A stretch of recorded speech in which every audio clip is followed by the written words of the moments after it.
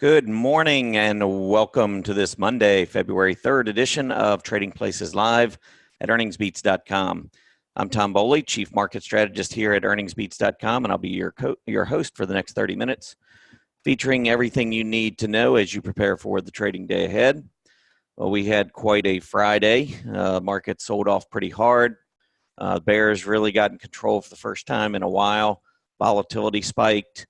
Lots was going on, and honestly, it was just a lot of selling, wasn't a whole lot of buying. I like to refer to days like that as market makers simply going on vacation. The market makers are there to provide the liquidity, to provide the other side of the trade, and once the market kind of starts steamrolling to the downside, it's almost like a matador, just letting the market go. And you could kind of see that. I mean, that was very reminiscent of what we typically see during secular bear market declines. But we had been in this uptrend for several months. We needed a pullback. We needed some of the overbought conditions relieved, and it certainly helped to do all that. So now the question just becomes, how far does this go to the downside? And we'll talk a little bit about that as we go through the show. First, I wanted to start off. There was a webinar that we held on the weekend, and it was a pretty good webinar talking about a new feature that Stock Charts has where we can now send out our chart list so easy. We send out a link. Literally, you click on the link, and if you're an extra member or above at Stock Charts, you can just simply download in about 5 seconds our chart list into your account. And it changed the way that we've had to do this in the past. The process for us has been much more tedious in that we had to gather everyone's user ID at Stock Charts, and we would have to send those chart lists out one by one. So you can imagine the time that took. Now we send you a link. Everybody gets the link. They download it into their account. So really pretty cool. So we wanted to talk about that, which we did. And then we also talked a little bit about upcoming earnings reports and last week's earnings reports. Last week's earnings reports went through a number of companies, showed results of how relative strength and reviewing the charts can provide you a little bit more evidence than just going into an earnings report 50-50 coin toss. I think the results were pretty remarkable. And so we provided 2 more chart lists that you can download into your account. The only thing is you do need to be an EarningsBeats.com member to download them into your account. And that, again, assumes that you have at least an extra membership over at Stock Charts. But let me show you, if you're an EarningsBeats member, how you can kind of navigate this now. So here is, if you're at our homepage, if you're logged into your account and you click home, this is where it'll take us. Now, if you go down the left side, wanted to point out a couple of things. Number one, this event calendar. If you're not aware of this, that's kind of a cool feature that we have here where you can just click on and find out all of the different events that we have coming up, including the Trading Places live shows. But also, once we begin to schedule our regular webinars that we have each quarter, along with special webinars that we decide from time to time to have, this is where you can find it. And so, for instance, if you went back, I think it was in mid-January right here, here was the market warning signs. So even though the market just started to fall here over the past week, we had a special webinar back on January 15th talking about a lot of the warning signs that were beginning to all come together simultaneously. And I think that is really important because it gives you a little bit of an idea ahead of time to think about, how do I want to protect my account? Do I want to protect my account? You might listen to the warning signs and say, well, I'm not really that worried about it. I'm just going to stay the course, which is fine. But if you wanted to heed those warnings and you're more of a short-term trader and you just rather would not take the risk, then, a webinar like that certainly would pay for itself. Going down here under the members, you can see the daily market report, weekly portfolio report, active trade, so forth. I wanted to point out chart lists because here you can find a number of different chart lists that are available to EarningsBeats members. So, and I know a lot of you are members. I just want to make sure you're aware of this area of our website where you can go in. So you've got the strong earnings chart list. You can click to download the chart list. Just remember to put in new charts as your password. And so, and we sent this out, by the way. Strong Earnings Chart List went out to all of our EB Digest members. So even our free community members, we wanted everyone to see how this works. So if you're a Stock Charts member, extra or above, literally you can, and even if you're not an EarningsBeats member, you can go ahead and click on that link that we sent you in today's EarningsBeats Digest, and you can download that into your account. I think that's a really nice free bonus for being a part of our community. So we wanted you to check that out and see how easy it is to get that. And then down below, there's a relative strength industry group chart list. You need to be an annual member to get that. And then if you go down further, there will be, you could go down here to the earnings predictions, bullish and bearish. And down here below, you can see if we send you the link, you can then have that the passwords to get you into those two accounts as well. And what that is, the Q4 earnings link that I send you, or that is being sent to you, you can take that. It's going to be in the daily market report today. But if you weren't at the webinar, you'll see it in the daily market report today. I'll go ahead and post the link to get you into both of those chart lists, the Q4 earnings bullish, Q4 earnings bearish. These are the ones that are going to be reporting this week that I looked at. And I thought, the ones that look bullish to me, I think have a much better than 50-50 chance to report solid earnings, maybe get a nice gap up. And the ones that I don't like, the bearish ones, would be ones that I would personally, if I was in them, I'd be really careful heading into earnings based on the way they're trading. So again, that will be out to you later this morning in the this morning in the daily market report. So if I log out of the account and you go into the About Us, you're down at the bottom. If you're not a member, you can go in here, you can join. I think also our service, you can click here and you can go in and join.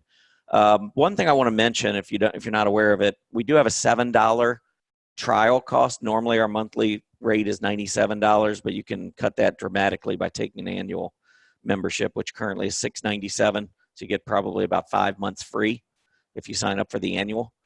But anyway, $7 when you first try it out for 30 days, we're going to refund you the $7. So you'll have a charge on your credit card, but within a few days to a week, that $7 charge will be refunded. So in essence, what we have here is a free trial for 30 days to check it out. And you can get those if you do that. If you're not a member now and you want to check that out and get the chart list that I just talked about, the strong earnings chart list and the bullish and bearish chart list for upcoming earnings, that will all be available to you as even a trial member.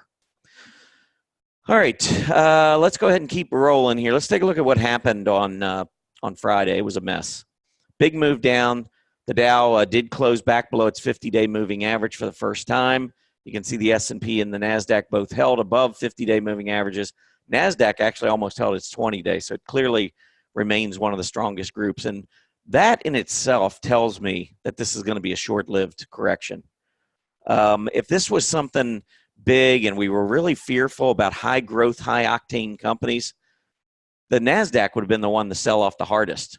And instead it was the Dow down 2%, S&P 1 3/4, and the NASDAQ a little over 1.5. Now mid cap and small cap both got hit hard again. This has just been a continuing theme. And this isn't just in January of this year. This isn't just over the last 3 months, 6 months, 12 months. This has been going on almost 2 years now. The small caps and mid caps have been underperforming. It's one of the longest periods of underperformance by these two indices this decade, or excuse me, this century. Definitely this decade, but also this century. To underperform, to have small caps underperform for almost 2 years is really unheard of. So I'm still expecting at some point we're going to get a move back to the upside, but we can't assume it's going to happen. We need to see it start happening. I thought when we broke out here in mid-January, maybe that was going to be it, but right back down we go. So clearly it's not quite time. Energy, another horrible day on Friday. It's just been one after another. January has been brutal for energy. Materials over here also really struggling, as you can see. There's a reason for it. I'm going to talk about this in a bit. Technology, definitely struggling, but holding up better than just about everything. And again, I would go back and say, this just doesn't make sense. If you're thinking the economy's much weaker than it's anticipated or than it's being reported. Technology sector is full of these high growth companies that would be impacted severely by an economic slowdown. And we're just not seeing that. So again, even in the selling, even on the bad days, this still looks to me like a secular bull market advance where we're just simply correcting short term. Industrials rough, materials, as I mentioned, rough day. And then discretionary actually went up on Friday. It was the only group to move higher. And the reason, Amazon. They came out with their earnings Thursday night. Stock gapped up $200. And Amazon represents, 20% of the XLY. So that's the reason why the XLY jumped. You get a 200-point advance in Amazon. And Amazon's the largest component of the sector. You're going to have a positive response. So that's the reason that went up. Otherwise, it would have been down just like all the others. So it truly was a washout on Friday. We're going to bounce back. The question is when. When I look at the S&P 500 on a daily basis, we got a 50-day test on Friday for the first time since we broke above the 50 back in the early middle part of October. We really haven't even gone below the 20-day except for once prior to last week. So this market was due for a pullback. Look at the overbought conditions. We had been above 70 for almost 5 weeks consecutively with just a little bit of a pullback below 70 here when we saw some consolidation. So this was good. It was good to get the pullback. I don't know how far it goes back. And I've had members write to me and ask, should we be thinking about getting back in at this point? And I'd say, yeah, absolutely. Get in to some extent, whatever feels most comfortable to you. If you're a little bit more conservative, I would say, maybe you start, dipping your toe in the water and inching back in throughout the any weakness that we see. If you're more aggressive, then I'd probably be a little bit more aggressive getting in and looking for stocks. I'm going to show you a scan in a bit that would show you S&P 500 stocks that have been leaders that actually have pulled back a lot. And there's only a few of them. So we'll look at that in just a bit. The 10-year Treasury yield, we do have a couple economic reports coming out later this morning. January PMI manufacturing, 51.7 is the estimate. That'll be out at 9:45, so about 30 minutes. At 10 a.m., the January ISM manufacturing. Remember, last 2 months, both November and December were negative, meaning below 50, so showing contraction. So last month, 48.7. This month, last month was 47.2. This month, we're expecting 48.7. So if you see something happen to the market just after 10 a.m., you might want to check this report because the market has sold off in the past when this number comes in below expectations, especially when it's below 50, because that's a sign of economic contraction. Now, it's about the only sign I've been seeing of economic contraction, but it's out there. The market responds to it, so we need to watch it. Also at 10 a.m., December construction spending comes out, looking for a rise of 0.5%. Also overnight, China reopened for the first time since, it's probably been 10 days. And they opened down, and the Shanghai finished down over 7% last night. So big sell-off. Now remember, that market wasn't open while the rest of the world was selling off. So some of it was a catch-up.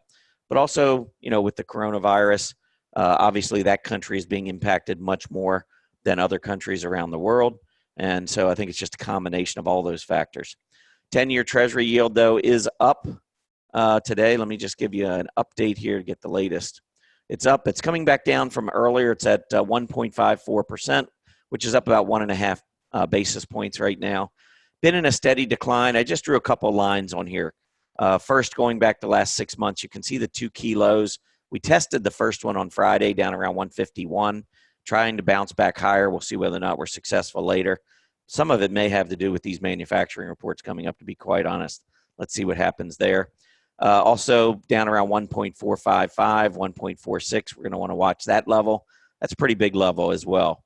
Not only going back the last 6 months, but going back the last year or two. All right, to the upside, I think here was a breakdown when we gap down below this 167.5, 168 area, now we got gap resistance, yield resistance, and the declining 20-day EMA on the TNX with the PPO very negative and moving lower. So that normally, when you see that moving down, I mean, we could see the initial move down here, struggled at the 20, came down. You can see these failures at the 20, and before we really started to see the yield drop rapidly. So any kind of a push to the upside, it'd be good for the market near term, for the stock market, to see the yield move back up, but it might have some difficulties if we can get back up to about 168 or so. All right, I want to talk a little bit more about the yield here before we get into looking at earnings and some other things, scans and so forth. So I want to go through this kind of quickly, but we just talked about the 10-year Treasury yield, and it's been dropping. This is the 10-year German Treasury yield, and it's been dropping as well, but it's not been dropping as fast as the U.S. yield. And this is a chart that shows that. Here's the top panel, 10-year Treasury yield here in the U.S. minus the 10-year Treasury yield in Germany. And when that's going up, the dollar goes up. And down here on the correlation, you can see the correlation is almost positive almost 100% of the time. Varying degrees of positive correlation, but it is mostly positive. We occasionally, rarely, but occasionally get down here to the minus 0.5, showing inverse correlation. But anyway, what I've been talking about for quite some time is that this yield has been now going down for about 14 months, and yet the dollar has stubbornly stayed up. And I think part of it was the policy of the Fed, which was wrong. I think the Fed, which started off 2019 very hawkish and then slowly came around and then became more dovish. I think once they started becoming more dovish in the second half of 2019, that's when we started to see the dollar weaken a bit. I don't think this has ended. I think the dollar continues to go lower. When we look at just the dollar chart, I was kind of surprised it was going up here, but pretty close to that trend line. Maybe it went a little bit above it, but really started to roll over, and you can see the dollar weakened considerably on Friday. I think this is going to continue. And if we look at a weekly, look at the weekly chart going back 10 years. This is the dollar. Down here below is the correlation between the dollar and then the relative strength of materials, the XLB versus the S&P, and then XLE versus the S&P. And what you're going to see is that we spend a whole lot more time with inverse or negative correlation, meaning that materials and energy perform versus the S&P 500 in inverse fashion to the direction of the dollar. So if the dollar is going up, then we tend to see underperformance in the XLB, and that's why we see this inverse correlation here, because the dollar was going up and the XLB versus the S&P was going down, and so that shows as negative correlation. Same thing with energy. Now, when we turned higher here, you can see that we had actually, I think the groups were going down even though the dollar had started to go down. But now what we've got is a break, in my opinion, of the dollar going up, and I think the dollar could sell off. And if the dollar sells off, I think that we could see a rebound in both materials and energy on a relative basis. And just to illustrate this a little further, you see this dollar, I'm going to go back over to this chart. See the dollar, how it's gone up here over the last month? Take a look at the sector summary over the last month. This is a 1 month look at the sector summary, and look at the bottom. There's your energy, there's your materials. If the dollar rolls back over and starts to accelerate to the downside, this could flip for the next month or for however long the dollar goes down. I wouldn't be opposed to having a position in the XLE or XLB simply based on the fact that I believe the dollar goes lower based on what everything else is telling me. And if that happens, no guarantees that the XLB and XLE outperform, but I think they will. All right, before we get into earnings, I do want to just mention this scan that I talked to you about earlier. So with this scan, what I did is I took the S&P 500, so there it is, group is S&P 500, and I wanted to make sure that I had at least volume of 200,000. I think just about every stock in there is over 200,000, but had that in there just in case. I wanted to find the scooters greater than 90. That means the stock chart's technical rank. So on a relative basis, these are stocks that are doing better than other stocks within their asset class, much better. And then RSI is less than 50. So in other words, we're taking really strong relative strength stocks, but we're seeing them pull back. And after Friday, I think this is a pretty good scan to run to get you a sense. Now, before I even ran this, I said semiconductors, because semiconductors got hit so hard and they've been such a strong area of the market. And when I run this scan, you'll see 6 stocks out of 500 met these criteria, and 4 of them were semiconductors. Now, when you look at the charts, what you're going to see are stocks that have been going up rapidly. They've been great performers, but they've been getting hit pretty hard. AMD was up near $53. Now it's $47. So these have been leaders. If the market were to strengthen and start to accelerate, I suspect we're going to see a quick recovery in some of these stocks. Now, it gets difficult because you're like, okay, well, what if it keeps going lower? And it certainly could. If the market struggles, I suspect semis, because they've been such leaders, we could see more profit taking. So you might think about trying to get in over a period of entries if you like any of these stocks. So maybe the current price, maybe the 50-day moving average. You pull up a weekly chart, and when you look at the weekly chart, a lot of times in an uptrend, you'll get these big dips, and they'll come back and hit the 20-week moving average. So currently we're at 47. The 20-week is all the way down at 41.39. Now, if the market were to really accelerate the selling, yeah, I think AMD could get that low. I'd be somewhat surprised, but I wouldn't be completely shocked. So that's what you've got to be thinking. If you're going to get in, I think the final line in the sand for me is probably that rising 20-week moving average. And so that's what you've got to be thinking. If I'm getting in at 47, can I stand the thought of AMD moving back down to 41.5, 42? And if the answer to that is no, then I wouldn't get in. If the answer is, well, yeah, as long as I can get in over a period of time, well, then use this zero trading commission environment to do that.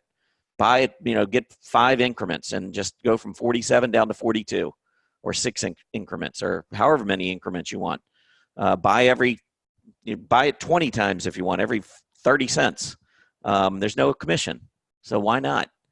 Or you can say, well, I'm really conservative. I'm going to wait and see if AMD gets back there, and that's fine. But those stocks, let me go back over here. Those stocks are AMD, Bristol Myers, NVIDIA, Corvo, which came out with a huge report. Skyworks, their report, I think, was a little bit more mixed, but both these companies have been very strong stocks. Vertex in the biotech's probably been one of the best biotechs. Also came out with pretty good numbers. And yet they're pulling back the market. It was a buy on rumor, sell on news kind of event. So I don't know how much lower these go, but Corvo after earnings was up around 125 after hours.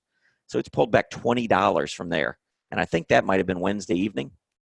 Skyworks also, big pullback. Vertex was up, I don't know, close to 240. So a lot of these companies have pulled back quite a bit. So anyhow, I just want to point out. So there's the scan. You can come back and look at the recording if you want. But there's the scan that you can run. Very simple scan just for high relative strength stocks that have pulled back and are now having RSI below 50. A lot of times in an uptrend, if you get the RSI between 40 and 50, that's usually a good time to be getting into these stocks. So anyway, that's just, I wanted to point that out. All right, as far as earnings go, I'm not going to spend a whole lot of time because the earnings will be picking up later this week. I will say that Cisco, the food Cisco, came out with its earnings report, and they did beat on their bottom line, 85 cents versus 84.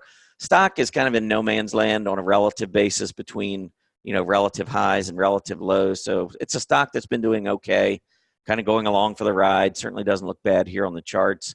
I would maybe watch 78 to the downside and maybe 85 and change the upside, see which way breaks first. Checkpoint. This was one that this is always the tough call because you've got a stock that's been moving lower in an industry group that's been moving higher. And so on a relative basis, Checkpoint has been horrendous versus software and the S&P, even though software has been crushing the S&P. So that always makes me a little bit nervous and wondering, do you go with Checkpoint on the long side because it's in the software group, which has been so hot, or do you simply look at the relative strength here and look at the fact that it's been such a weak performer, given the strength of the software group in general? How can a company underperform the S&P this badly? It's got to be a bad company. Well, that was kind of the rationale I took. This is one that I would not have traded into earnings. The stock did beat on its bottom line, 202 versus 199. But I think the last time I looked, and I want to double check this, but I believe it was trading down in pre-market. But I'll see if I can get this up for you. It's just slow. Yeah, it actually is down 3.25%. So even though they did beat on their bottom line, I don't know, maybe they came up a little short on their revenues, or maybe their guidance wasn't great. I didn't see the report yet. But stock is down 3.25%. That's worth noting. And we'll be talking about earnings a lot more throughout this week. As far as upgrades and downgrades go today, I did want to mention, we talked about the semi group, and let me go back over here. Applied Materials is being upgraded today. You can see the stock. This is in the semis. Another one of these stocks, I don't have the RSI up here, probably well below 50 as well. But it's been moving lower. It was a buy on rumor, sell on news with the overall group. But Lam Research had a great report recently, as did Intel. And Applied Materials will be reporting sometime in another 10 days or so. And I suspect they're going to come up with a good report. On a relative basis, I want to watch this relative strength and see if it starts to turn up.